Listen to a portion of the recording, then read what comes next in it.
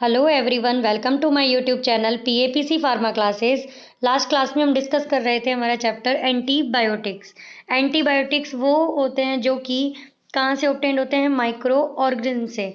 ये वो टाइप की ड्रग्स होती है, वो टाइप के एजेंट्स होते हैं जो कि माइक्रो ऑर्गेनिज्म से ऑब्टेन्ड होते हैं और डिजीज कॉजिंग माइक्रो ऑर्गेनिज्म की डिजीज को क्या करते हैं? उन्हीं को ये ट्रीट करते हैं। ठीक है। इसके अलावा एक और टर्म होती है एंटी माइक्रोबियल, जैसे कि लास्ट क्लास में भी डिस्कस किया था मैंने।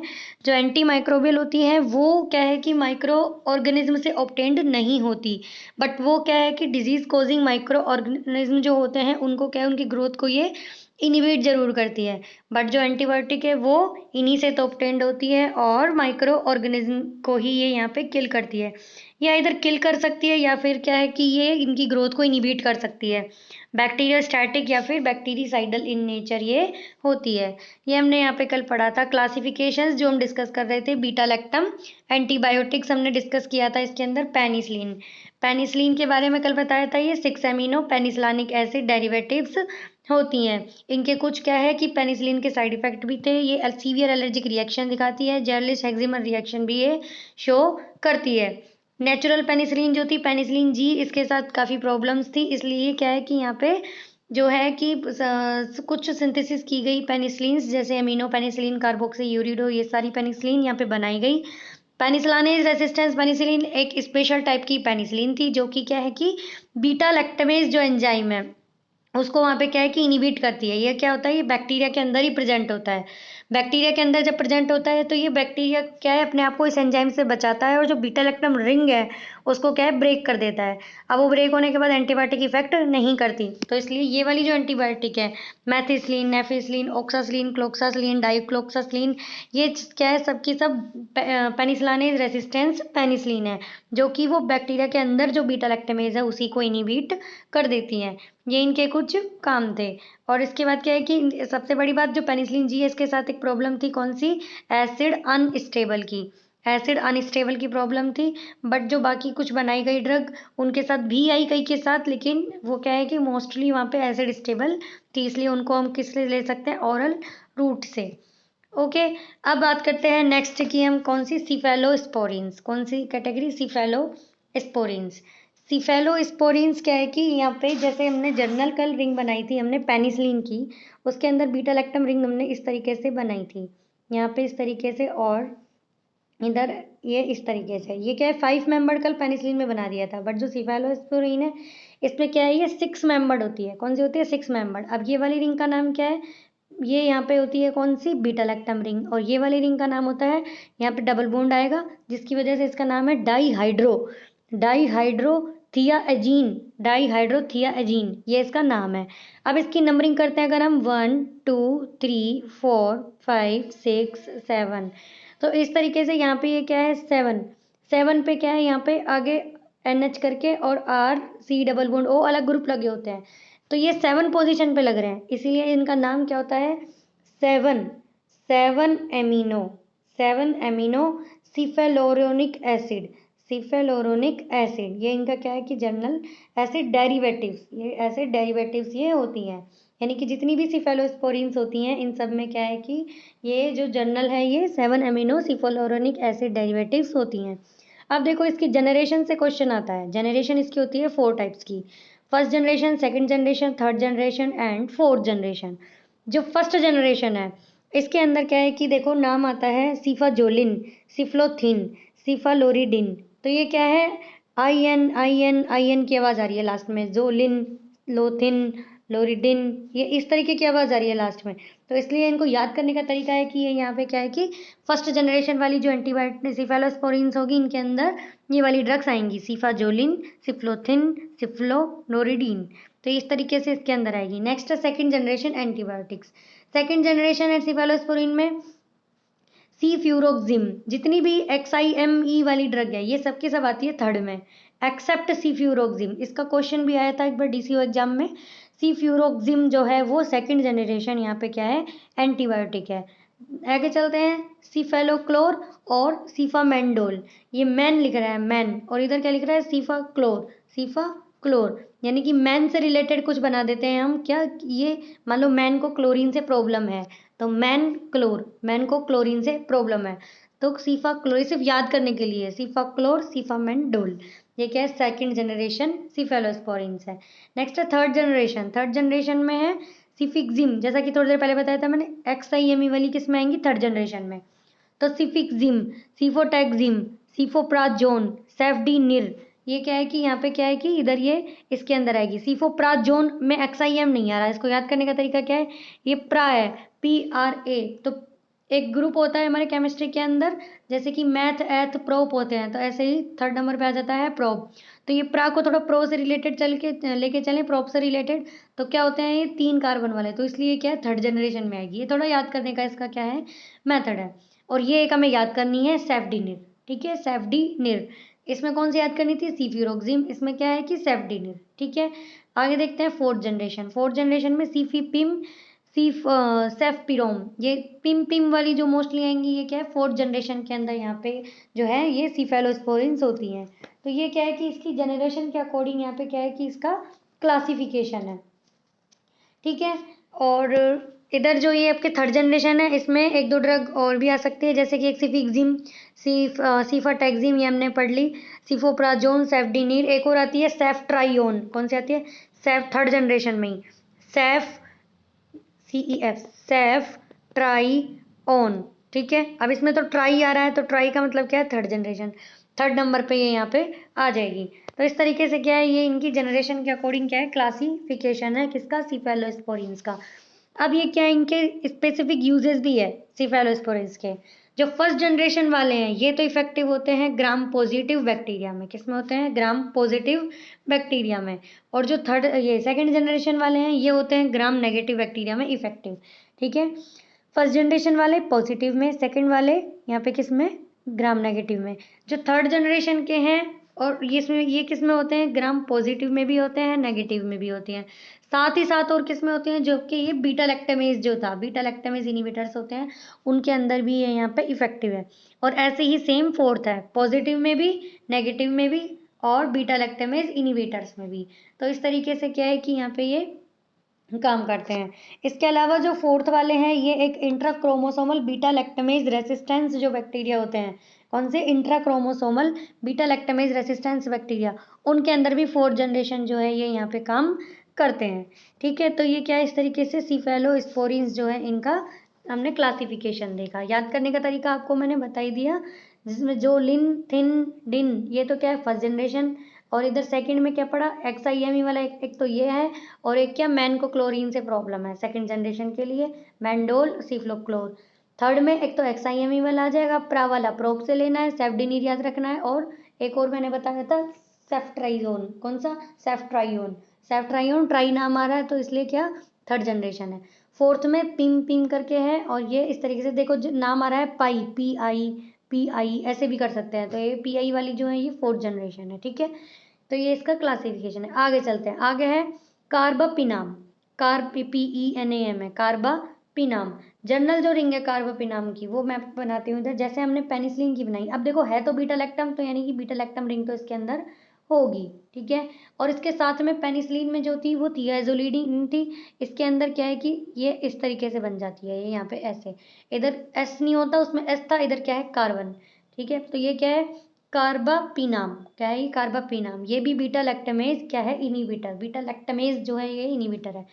और इसके अंदर जो ड्रग आती है वो आती है कौन सी, इमीपिनाम और मीरोपिनाम, पीनम लगा हुआ है इस पीनम रिंग के लिए, इमीपिनाम और मीरोपिनाम, क्या है ये इनके अंदर होती है। आगे चलते हैं, आगे है मोनोबैक्टम, कौन सी है, मोनोबैक्टम। इसके अंदर सिंपल एक बीटा लैक्टम रिंग होगी, ड्रग के नाम है एजिट्रियोनाम और टिगामोनम, कौन सा, एजिट्रियोनाम और टिगामोनम। मोनोवैक्टम्स के साथ क्या है, एक फायदा है, जैसे कि जो जर्नल जो होता है बीटा लैक्टम एंटीबायोटिक्स का, अगर वो किसी एक से, मान लो पेनिसिलिन से वहाँ पे प्रॉब्लम है, तो बाकी सबके साथ भी प्रॉब्लम आ सकती है। इस चीज़ को बोलते हैं, मान लो पेनिसिलिन के साथ एलर्जिक रिएक्शन थी, तो बाकी सबके साथ भी मोस्टली चांस रहते हैं कि एलर्जिक रिएक्शन हो जाएं। इस चीज़ को बोलते हैं क्रॉस एलर्जिक रिएक्शन, क्या बोलते हैं, क्रॉस एलर्जिक रिएक्शन। बट जो बीटा लैक्टम रिंग है ये, ठीक है, ये वो सॉरी मोनोबैक्टम है, ये क्या है कि क्रॉस एलर्जिक रिएक्शन शो नहीं करती है। इसको याद करने का तरीका क्या है, M को लेना है A से, M को ए से क्या बन गया, एम से मोनोवेक्टम, ए से एजिथ्रोनाम, माँ बन गया। तो ये क्या है कि माँ को कभी प्रॉब्लम नहीं होती, इस तरीके से लेना है आपको, तो माँ को कभी प्रॉब्लम नहीं होती, तो इसलिए ये क्रॉस एलर्जिक रिएक्शन शो नहीं करेगी। ठीक है, तो ये क्या है कि ये यहाँ पे पूरा जो हमने डिस्कस किया ये पूरा ये क्या है, beta lactam antibiotics, penicillin, cephalosporins, carbapenem and monobactam. ठीक है, अब आगे चलते हैं नेक्स्ट कैटेगरी में। नेक्स्ट है एमिनोग्लाइकोसाइड एंटीबायोटिक्स। एमिनोग्लाइकोसाइड, जो ग्लाइकोसाइड है ये तो क्या है कि यहाँ पे शुगर होती है, ये क्या होती है, शुगर होती है। प्लांट ऑब्टेन्ड क्या है, ग्लाइकोसाइड्स होते हैं, लेकिन यहाँ पे जो एमिनोग्लाइकोसाइड है कोई प्लांट ऑब्टेन्ड नहीं है, ये बैक्टीरिया से ही मिलते हैं। किससे मिलते हैं, बैक्टीरिया से, मतलब माइक्रो ऑर्गेनिज्म से मिलते हैं, जरूरी नहीं बैक्टीरिया, माइक्रो ऑर्गेनिज्म से मिलते हैं। अब इसमें फंगाई आए, बैक्टीरिया आए, जो भी है, बट माइक्रो ऑर्गेनिज्म से क्या यहाँ पे ऑब्टेन्ड होती है। ड्रग्स इसके अंदर कौन सी आती है, स्ट्रेप्टोमाइसिन, जो कि ऑब्टेन्ड होती है स्ट्रेप्टोमाइसिस ग्राइसिस से। किससे, स्ट्रेप्टोमाइसिस ग्राइसिस से। और कौन सी ड्रग आती है, जेंटामाइसिन, नियोमाइसिन, कानामाइसिन और एमिकासिन। माइसिन माइसिन माइसिन माइसिन सब में लग रहा है, इसमें अलग है। ये अलग वाला जो क्या है, क्या है, कानामाइसिन का ही सेमी सिंथेटिक डेरिवेटिव है। क्या है, कानामाइसिन का सेमी सिंथेटिक डेरिवेटिव कौन होता है, एमिकासिन। ठीक है, ये इस तरीके से यहाँ पे पढ़नी है। अब देखना, जो एमिनोग्लाइकोसाइड्स होती हैं इनके साथ क्या है कि सबसे बड़ी प्रॉब्लम होती है साइड इफेक्ट्स। साइड इफेक्ट होता है, एक तो होता है कौन सा, ओटोटॉक्सिसिटी। कौन सा होता है, ओटोटॉक्सिसिटी। अब ये कैसे होता है ओटोटॉक्सिसिटी, पहले इसको देखते हैं, और दूसरा मैं बता देती हूँ अभी, दूसरा होता है नेफ्रोटॉक्सिसिटी। कौन सा होता है, नेफ्रोटॉक्सिसिटी। अब जो ओटोटॉक्सिसिटी है वो कैसे होता है, ये क्या है कि जो हमारा कान है, इस तरीके का हमारा कान है। ठीक है, अब ये कान क्या है, अगर इसको यूं ऐसे मिला दें तो ये क्या बन जाएगा, 8 नंबर बन गया। ठीक है, जो हमारा ईयर है ये क्या है, 8th क्रैनियल नर्व से अटैच होता है, जिसका नाम होता है वेस्टिबुलोकोक्लियर। ये क्या है, उससे अटैच होता है। अब जब हम एंटीबायोटिक्स ये वाले लेते हैं एमिनोग्लाइकोसाइड, तो ये क्या है कि 8th क्रैनियल नर्व है जो, उसको क्या है यहाँ पे डैमेज कर देते हैं। और वो डैमेज जब हो जाती है तो वो कभी रिपेयर नहीं हो पाती। नर्व जो होती है, जितनी भी नर्व से कोई पूछे कौन सी सेल कभी रिपेयर नहीं हो पाती, तो आपको बोलना है कि नर्व सेल कभी रिपेयर नहीं हो पाती, नर्व सेल कांट रिपेयर। एक बार डैमेज हो गई तो कभी रिपेयर नहीं होगी। तो ऐसे ही जो एमिनोग्लाइकोसाइड्स है ये उसको वेस्टिबुलोकोक्लियर 8th क्रैनियल नर्व को क्या है यहाँ पे डैमेज कर देते हैं, जिससे कि क्या है कि सुनना बंद हो जाता है, परमानेंट डीफनेस जो है वो आ जाती है। तो ये जो ओटोटॉक्सिसिटी इससे होती है ये कैसी होती है, ये यहाँ पे होती है इरिवर्सिबल। कौन सी होती है, इरिवर्सिबल। एक और हमने डायूरेटिक्स चैप्टर पढ़े थे जिनके अंदर लूप डायूरेटिक पढ़े थे, उनसे भी ऑटोटॉक्सिसिटी होती है, बट वो क्या है कि रिवर्सिबल होती है। लेकिन जो एमिनोग्लाइकोसाइड है इनसे परमानेंट टाइप की ऑटोटॉक्सिसिटी होती है। ठीक है, दूसरी कौन सी बताई मैंने, दूसरी होती है कौन सी, नेफ्रोटॉक्सिसिटी। नेफ्रोटॉक्सिसिटी, जो एमिनोग्लाइकोसाइड्स होते हैं ये किडनी खराब है जिनकी, उन पेशेंट्स को नहीं लेना चाहिए, क्योंकि फिर क्या है ये और ज़्यादा, पहले ही प्रॉब्लम है और ज़्यादा हो जाएगी। एक क्या है कि जो प्रेग्नेंट लेडी है उसके अंदर जो वहाँ पे फीटस है उसके लिए भी ये क्या है कि हार्मफुल एंटीबायोटिक्स है, इसलिए ये प्रेगनेंसी के दौरान नहीं लेनी चाहिए। क्योंकि ये क्या है कि बेबी में जाके वहाँ पे क्या है कि बेबी को भी ये कर देगा, क्या यहाँ पे उसकी भी 8th क्रैनियल नर्व डैमेज कर देगा, जिससे कि क्या है उसको जन्म के साथ ही वहाँ पे परमानेंट डीफनेस जो है हो जाएगी, फिर चाहे कितना भी बोल लो वो कोई रिएक्शन नहीं करेगा और वो बहरा हो जाएगा। तो इसलिए इनको ये क्या है, एक तो ऑटोटॉक्सिसिटी करते हैं, एक नेफ्रोटॉक्सिसिटी करते हैं, और एक क्या है प्रेग्नेंट लेडी को नहीं देना चाहिए, क्योंकि जो बेबी है फिर वो क्या है डीफनेस के साथ वहाँ पे जन्म होगा उसका। आगे चलते हैं, आगे है broad spectrum antibiotics. Broad spectrum antibiotic का क्या मतलब हुआ कि ये क्या है कि आइदर कोई सा भी इन्फेक्शन हो सबके अंदर इफेक्टिव रहती है, बट किसके अंदर नहीं रहती, जो वायरल इन्फेक्शन है, जो वायरस से हुआ है उसके अंदर जो कोई सी भी एंटीबायोटिक इफेक्ट नहीं करती। इसके अंदर आती है क्लोरमफेनिकोल टेट्रासाइक्लिन्स। ठीक है, ये क्लोरमफेनिकोल जो है ये तो एक अकेली है, इसका मोस्ट साइड इफेक्ट आता है ग्रे बेबी सिंड्रोम का। जो टेट्रासाइक्लिन्स है, टेट्रासाइक्लिन्स जो है ये बहुत सारी होती हैं। टेट्रासाइक्लिन इसका नाम क्यों है, क्योंकि ये क्या है यहाँ पे 4 बेंजीन जो है कंटिन्यूअसली इसकी रिंग होती है और इनमें अलग अलग डेरिवेटिव्स यहाँ पे लग रहे होते हैं। टेट्रासाइक्लिन इधर oxy tetracycline, chlor tetracycline, minocycline, doxycycline, कोई सी भी टेट्रासाइक्लिन यहाँ पे हो सकती है। नेक्स्ट चलते हैं, आगे है मैक्रोलाइड एंटीबायोटिक्स। मैक्रोलाइड, मैक्रो का मतलब क्या हुआ, मैक्रो का मतलब हुआ कि बड़ी रिंग जिसके अंदर होती है। ठीक है, जो मैक्रोलाइड एंटीबायोटिक है इसके अंदर आती है इरिथ्रोमाइसिन, एजिथ्रोमाइसिन, रॉक्सीथ्रोमाइसिन, थ्रो थ्रो करके नाम आएंगे, क्लैरिथ्रोमाइसिन, ये इसके अंदर यहाँ पे आती है। अब जो इरिथ्रोमाइसिन है और क्लोरिथ्रोमाइसिन है, ये क्या है, 14 मेंबर्ड रिंग होती है इसके अंदर, 14 मेंबर्ड रिंग होती है। बट जो एजिथ्रोमाइसिन है और रोक्सिथ्रोमाइसिन है, इसके अंदर क्या है कि 15 मेंबर्ड रिंग होती है।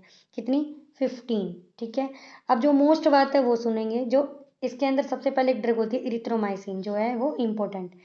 इरिथ्रोमाइसिन क्या है, एक तो 14 मेंबर्ड होती है, एक क्या है, ये एसिड अनस्टेबल होती है। क्या होती है? Acid unstable. एसिड अनस्टेबल होती है, इसीलिए अब जब इसको ले लेंगे हम, तो ये क्या है कि डायरेक्ट स्टमक में पहुंचेगी, वहां पे इसको सबसे पहले एसिड मिलेगा और ये वहीं खत्म हो जाएगी। ठीक है। इसीलिए कि किसी ने बताया, जैसे कोई सुटिक्स में किसी का स्पेशलाइजेशन होगा, तो उसने बताया कि इस पे हम कोटिंग कर देते हैं। किस पे? इरिथ्रोमाइसिन की टैबलेट पे। इसकी टैबलेट पे चारों तरफ कोटिंग कर देते हैं। कोटिंग किसकी? एंटेरिक कोटिंग कर देते हैं। कौन सी कोटिंग? एंटेरिक कोटिंग है, सुटिक्स का पार्ट है, इसको वहाँ डिटेल में पढ़ेंगे। एंटेरिक कोटिंग कर देते हैं। एंटेरिक कोटिंग का मतलब क्या होगा? कौन से? उसमें भी कैप से सेलुलोज एसीटेट थैलेट, जिसके अंदर भी ये थैलेट लास्ट में आ जाए, वो एंटेरिक कोटेड पॉलीमर होता है। ठीक है।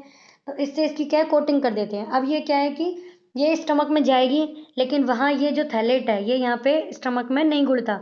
2 घंटे बाद ये जाएगा इंटेस्टाइन के अंदर, और वहाँ क्या है, ये डिजोल्व हो जाएगा।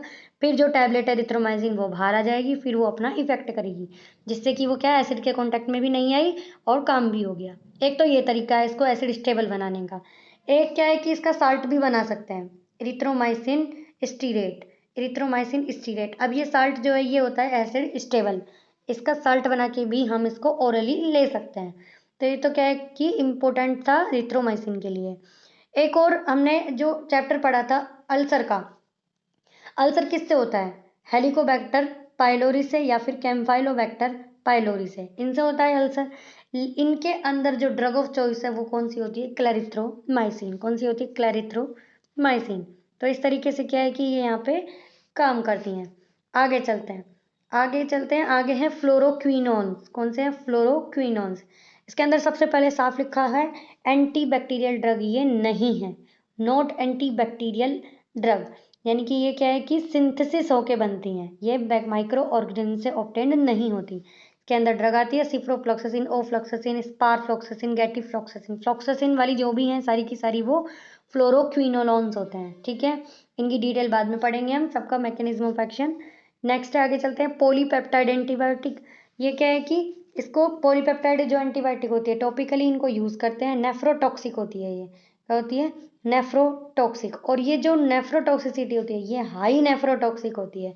हाईली नेफ्रोटॉक्सिक मतलब अगर पूछा जाएगा ऑप्शन देके कि which of the following is highly nephrotoxic drug, तो अपन को उसमें पॉलीपेप्टाइड एंटीबायोटिक्स जो है उनका नाम लेना है। इसके अंदर ड्रग्स कौन कौन सी आ सकती है? Bacitracin, polymyxin, colistin. ये इसके अंदर क्या है, यहाँ पे ड्रग जो है इसके अंदर यहाँ पे आ सकती है। बेसिट्रासिन बेसिलस सबटिलस से मिलेगी यहाँ पे, और वो इनिबिट करती है किसको? सेल वॉल फॉर्मेशन को, जो बैक्टीरिया की सेल वॉल है उसके फॉर्मेशन नहीं होने देती है। और पॉलीमिक्सिन, कोलिस्टिन, एक और आती है इसके अंदर पॉलीपेप्टाइड एंटीबायोटिक, टायरोथ्रीसिन। कौन सी आती है? टायरोथ्रीसिन। ये भी क्या है कि यहाँ पे ये भी यहाँ पे सेल वॉल फॉर्मेशन को क्या है कि यहाँ पे इनिबिट करती है। तो ये पॉलीपेप्टाइड्स एंटीबायोटिक्स थे जिनको टॉपिकली यूज लेते हैं और हाईली नेफ्रोटॉक्सिक ये होती हैं। आगे देखते हैं आगे कौन कौन सी और एंटीबायोटिक्स हैं। आगे हैं मिसलेनियस एंटीबायोटिक्स। इसके अंदर सबसे पहले है वेंकोमाइसिन। वेंकोमाइसिन एक ग्लाइकोपेप्टाइड एंटीबायोटिक है, interfere with cell wall formation. ऊपर वाली जो थी ये सेल वॉल फॉर्मेशन को इनिबिट कर रही थी, लेकिन ये वाली क्या इंटरफेयर कर रही है। इंटरफेयर मतलब जो सेल वॉल है बैक्टीरिया की, ऐसे ये वाली तो क्या उसको बनने ही नहीं देती जो पॉलीपेप्टाइड थी। मिसलेनियस वाली क्या करती है, ये क्या है कि इसकी सेल वॉल में पोर क्रिएट कर देती है। पोर क्रिएट करके जो उसका अंदर का सारा सामान है इसके अंदर वो क्या है बाहर आ जाता है, और ये यहाँ पे डैमेज हो जाती है और खत्म हो जाती है। क्या है तो फिर ये इनका मैकेनिज्म एक्शन क्या है? Interfere with cell wall formation. और उसके साथ साइड इफेक्ट मेन कौन सा आता है? Redmayne syndrome. रेडमैन सिंड्रोम क्या होता है? रेडमैन सिंड्रोम में जो वैंकोमाइसिन लेने के बाद हिस्टामाइन जो है वो रिलीज होने लगता है, जिसकी वजह से बॉडी के ऊपर रेडनेस आ जाती है। कौन सी आ जाती है? रेडनेस। ठीक है। वहां पे इसलिए इसको बोला रेडमैन सिंड्रोम। मोस्ट क्वेश्चन है पूछा जाता है रेडमैन सिंड्रोम किसका साइड इफेक्ट है? वैंकोमाइसिन का। नेक्स्ट है drug of choice for MRSA। MRSA मतलब मैथिस्लिन रेसिस्टेंस स्टेफाइलोकोकस ओरियस। इसका मतलब क्या हुआ? एस ए स्टेफाइलोकोकस ओरियस जो है इसका अगर इन्फेक्शन है तो उसमें जो ड्रग दी जाती है वो दी जाती है मैथिस्लीन। कौन सी? मैथिस्लीन। बट अगर मैथिस्लीन से बैक्टीरिया ने अपने आप में रेसिस्टेंस डेवलप कर लिया तो वहाँ पे कौन सी ड्रग काम में आएगी? वैंकोमाइसिन। फिर चाहे रेडमैन सिंड्रोम ही क्यों ना हो पर उसको ही लेना पड़ेगा, इसी में ये ड्रग ऑफ चॉइस है। आगे देखते हैं, नेक्स्ट ड्रग है लेनिजोलिड। लेनिजोलिड क्या है? इसकी 100% ओरल बायोअवेलेबिलिटी होती है। वैसे तो इसको इंजेक्टेबल फॉर्म में भी ले सकते हैं पेरेंटरल रूट से, लेकिन ये यहाँ पे क्या है कि ओरली भी 100% ओरली बायोअवेलेबिलिटी इसकी शो होती है। और ये क्या है कि इसका काम किस में हो सकता है? ये क्या है, काम कर सकती है आपके वैंकोमाइसिन रेसिस्टेंस स्टेफाइलोकोकस ओरियस के अंदर। अब ये क्या हुआ, मैथिस्लीन रेसिस्टेंस में तो अपन ने वैंकोमाइसिन ली, बट अगर वैंकोमाइसिन से भी रेसिस्टेंस हो गया तो फिर उसके अंदर काम में आएगी कौन सी? लिनिजोलिड। ये यहाँ पे काम करती है। दूसरा ये काम किस में आ सकती है? एंटेरोकोकस फैसियम के अंदर। इससे कोई इन्फेक्शन हो रहा है इस बैक्टीरिया से तो इसके अंदर भी ये ड्रग ऑफ चॉइस है। कौन सी? लिनिजोलिड। ठीक है। और थ्रोम्बोसाइटोपेनिया इसका साइड इफेक्ट है, मतलब कि ये थ्रोम्बोसाइट्स जो है उसका काउंट कम करती हैं। थ्रोम्बोसाइट्स मतलब प्लेटलेट्स, इसका क्या है, काउंट बॉडी के अंदर कम करती हैं। ये इसका क्या है? साइड इफेक्ट है, most common side effect. Next है फ्यूसिडिक एसिड डेरिवेटिव्स। मतलब फ्यूसिडिक एसिड, फ्यूसिडिक एसिड क्या है कि ये मोस्टली क्रीम फॉर्म में मिलती है। क्रीमों में जो है, जो एंटीबायोटिक क्रीम होती है उनके अंदर फ्यूसिडिक एसिड मिलता है। और क्वेश्चन साफ पूछा जाता है कि स्टीरॉयडल एंटीबायोटिक्स कौन सी हैं, तो वो कौन सी है? Fusidic acid. नैरो स्पेक्ट्रम ये होती है, ये कोई ब्रॉड स्पेक्ट्रम एंटीबायोटिक नहीं है। और ये प्रोटीन सिंथेसिस को इनिबिट करते हैं। देखो इधर लिखा है यूज्ड टॉपिकली, जो क्रीम वगैरह है उनके अंदर फ्यूसिडिक एसिड जो है वो यहाँ पे मिलती हैं। तो इस तरीके से क्या है, ये हमने जनरल सारी एंटीबायोटिक्स का क्लासिफिकेशन देखा। क्लासिफिकेशन देखो अलग अलग टाइप से भी हो सकता है, जरूरी नहीं है इसी टाइप से हो। ये तो क्या है कि सारी एंटीबायोटिक्स का जनरल थोड़ा समझाना था, इसलिए इस तरीके से यहाँ पे बताया है। बाकी अलग टाइप से क्लासिफिकेशन भी होता है, वो भी मैं अलग आपको बता दूंगी।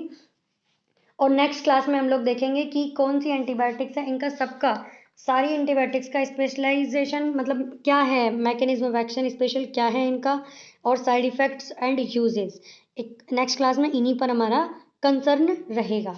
तब तक के लिए क्या, थैंक यू, धन्यवाद, जय हिंद एंड जय भारत।